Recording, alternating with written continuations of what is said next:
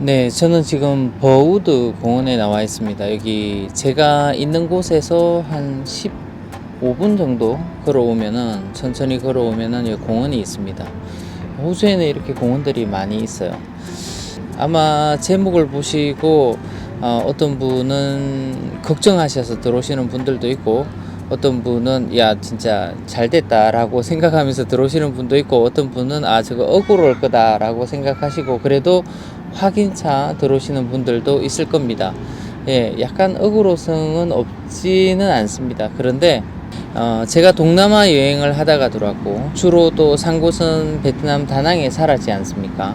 그래서 한국 분들이 여기에 한국에 사시다가 호주에 들어오는 거 하고, 또 동남아에 살다가 여기 들어오는 거 하고는 이 체감이 틀린 것 같습니다.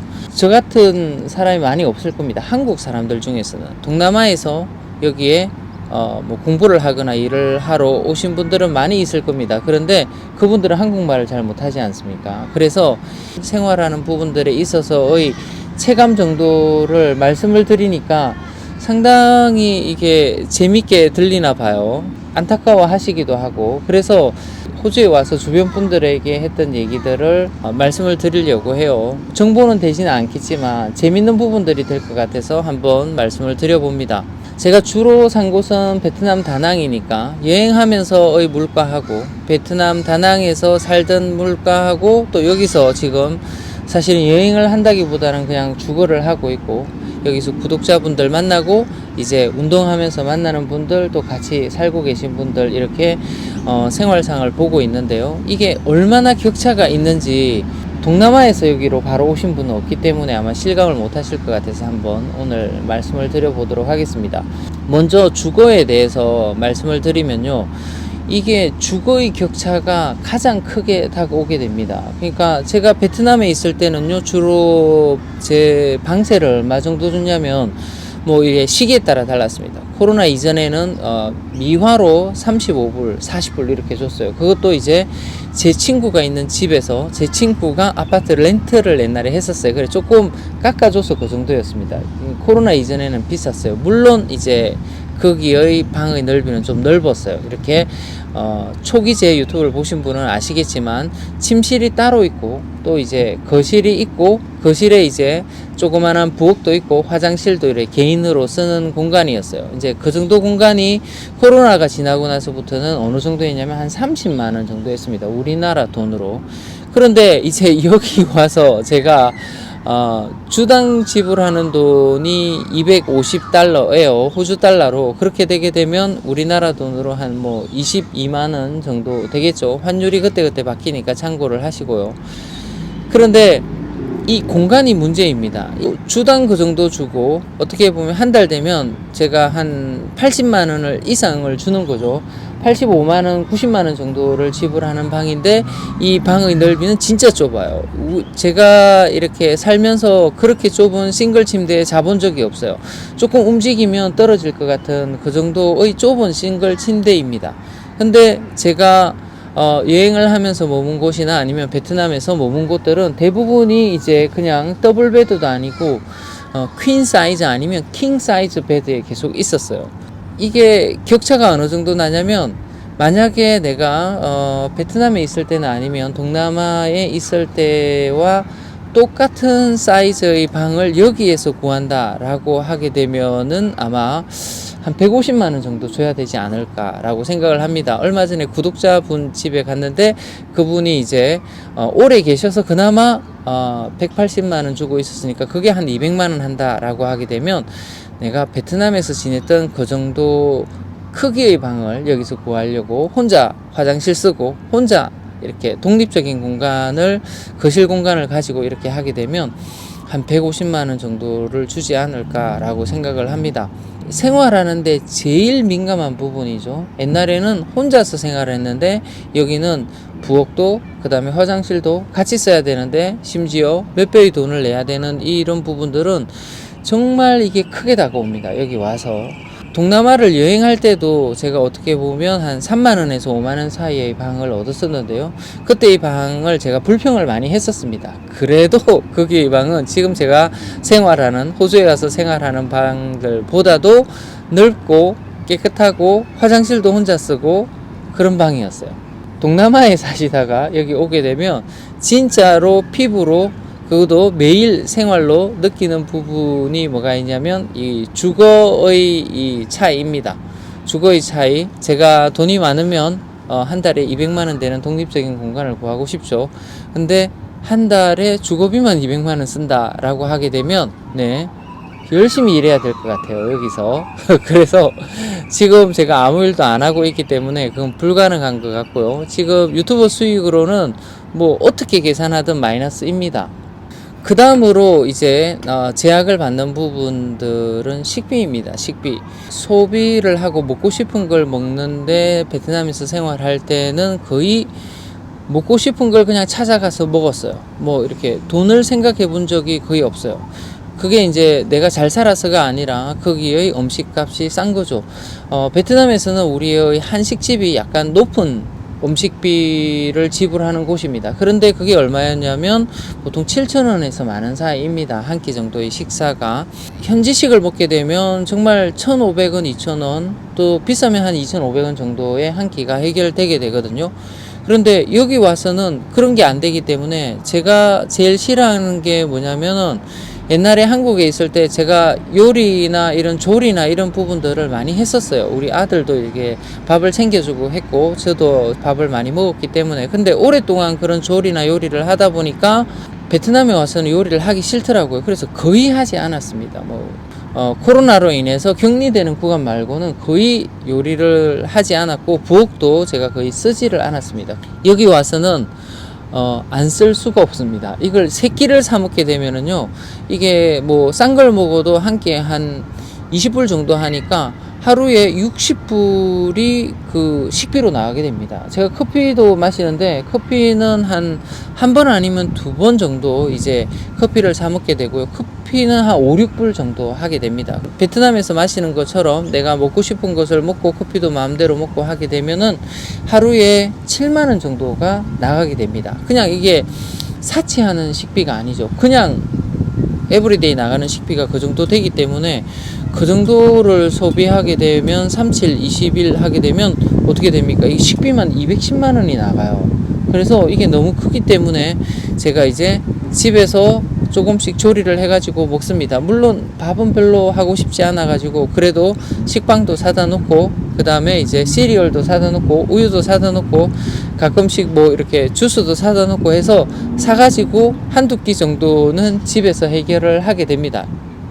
그럴 수밖에 없게 됩니다. 이 생활이. 그렇게 하지 않으면은 정말 엄청난 제가 생활하는 자고 먹고만 해도 400만 원이 나가지 않습니까? 그죠? 그러면 이거 제가 감당이 안 되는 거죠. 그래서 아낄 수밖에 없어요. 어떻게 보면 거지는 아니지만 그거에 가까운 생활을 계속 이제 쓰는 데 대한 스트레스를 받게 되는 거죠. 이 호주 와서의 생활이 그렇게 되더라고요. 딱 그것만 듣느냐, 그게 아닙니다. 교통비도 또 생각을 하게 돼요. 진짜 베트남에 있을 때나 제가 여행을 할 땐 그 오토바이를 하나 빌려가지고 하게 되면 비싸게 주는 데는 하루 렌탈비 10,000원, 그 다음에 싸게 주는 데는 하루 렌탈비 5,000원.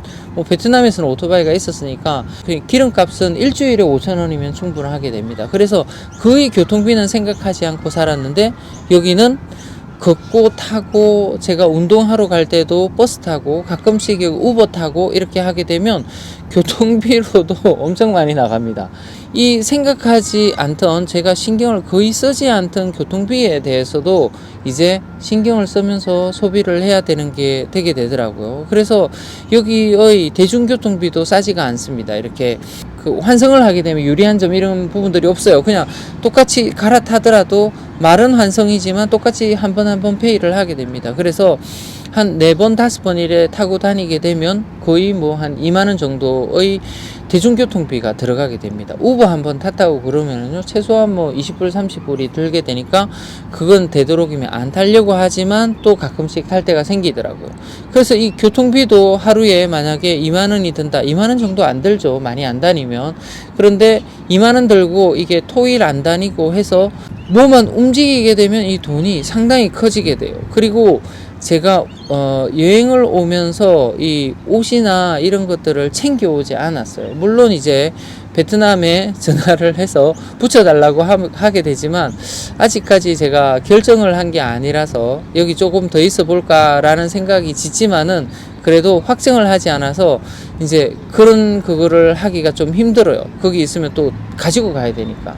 여기서 제가 여행을 하면서는 옷을 사실 조금 낡은 건 버리고 새로 구입을 하고 했었습니다. 그냥 왜냐면 상당히 쌌어요. 동남아에서는 그냥 야시장에 가서 조금 퀄리티 좋은 옷을 사게 되면 뭐 아래든 위든 한 2만원 전후만 하면 사게 됐었어요.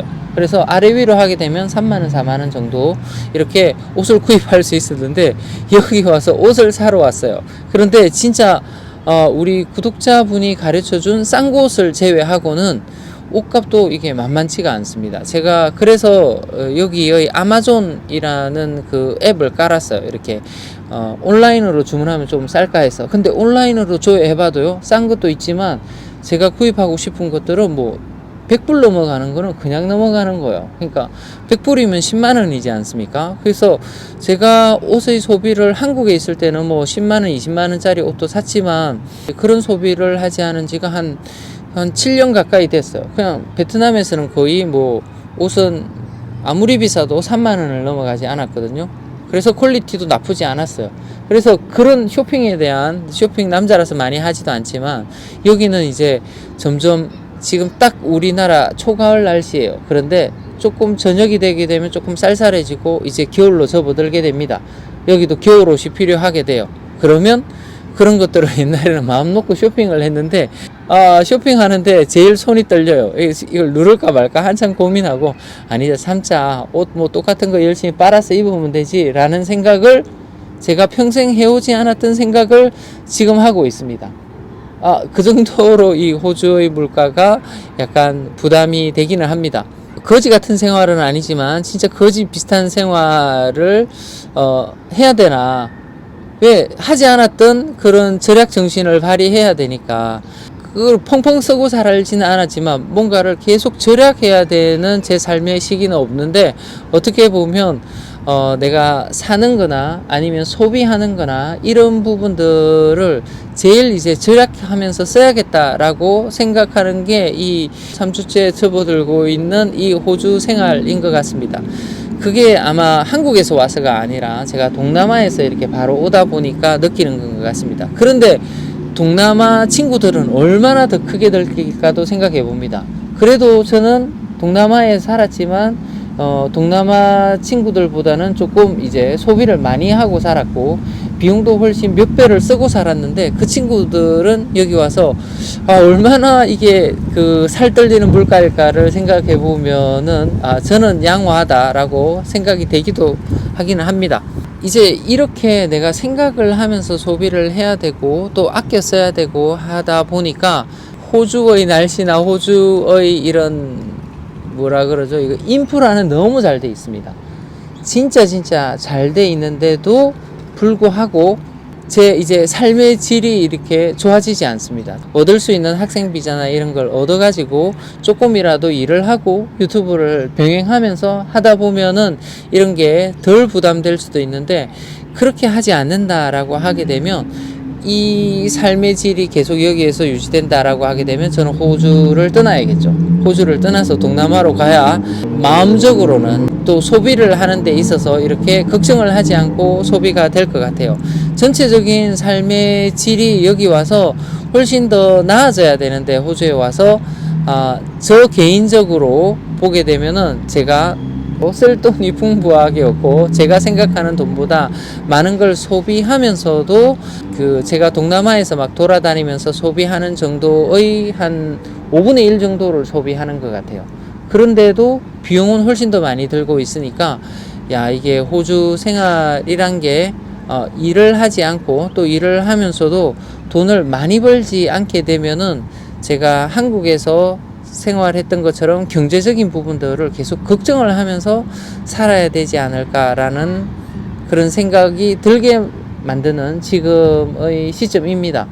그래도 호주에 있고 싶은 마음은 있어요. 왜냐하면 여기가 어떨까가 진짜 궁금합니다. 여기에 생활하게 되면 어떨까? 내가 이제 여기에서 나중에 이제 여건이 되어 가지고 일을 할 수 있는 여건이 되고 일을 하게 되면 나는 여기서 어느 정도의 수입이 일어날까? 뭐 이런 것들이 사실은 궁금해요. 그리고 내 나이가 적지 않지 않습니까? 그리고 저와 같이 있으신 분들처럼 내가 기술을 가지고 있는 게 아니에요. 제가 해왔던 일들은 뭐 여행업이고, 그 다음에 학생들을 가르치는 거였고, 지금 이제 나이가 들어가 그런 것도 못하겠죠.